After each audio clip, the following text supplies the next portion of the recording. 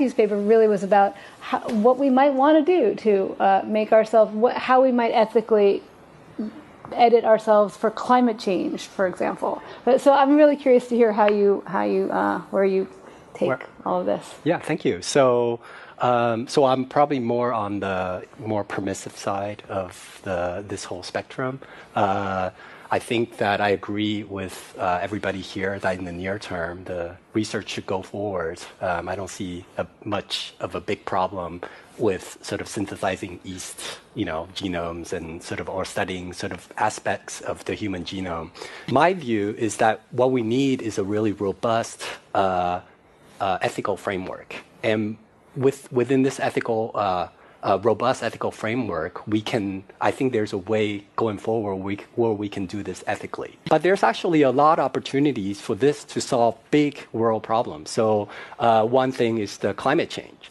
And there, I'll just use, climate change is a really big problem. We don't really know how to solve it. But it turns out that we can use human engineering to help us address climate change. So I'll give two examples. So one is that people eat too much meat, right? And if they were to cut down on their consumption on meat, then it would actually really help the planet.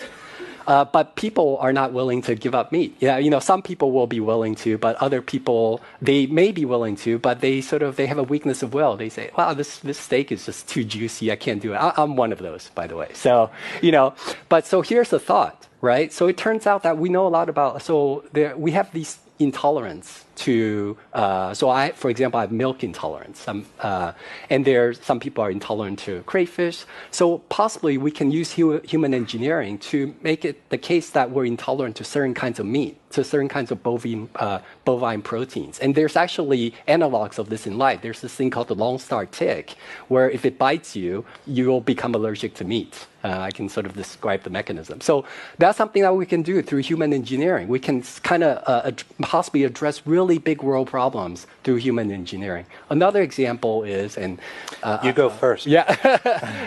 And another example is and here I'll go first, right? You'll see that I'm the smallest person here, right? And Amy's the smallest person. So it turns out that the larger you are, think of the lifetime greenhouse gas emissions that are required to the energy that's required to transport larger people rather than smaller people, right? But if we're smaller just by 15 centimeters, right? That's a mass, I did the math, and it's about mass reduction of 25%, which is huge. And 100 years ago, we're all on the average smaller, exactly about 15 centimeters smaller. Right? So think of just the, lifetime greenhouse gas emissions if we had smaller children, right? And so that's something that we could do through some human... Could we, setting aside, should we? Yes, setting aside, should we? Don't need to ask that question. He's just a bioethicist, after all. Matthew Lau, as he calls himself. It's the only reason he gives lip service to a robust ethical framework, as he suggests that we should genetically engineer people against their will to be meat intolerant, or give people cat-like eyes that reduce the need for lighting at night because of our carbon footprint. Or we can genetically engineer our children to be the size of cats because over the lifetime they'll have less greenhouse gas emissions. These are his suggestions, and ladies and gentlemen, yes, they sound crazy, don't they? They sound equally ludicrous as vaccine passports sounded 18 months ago.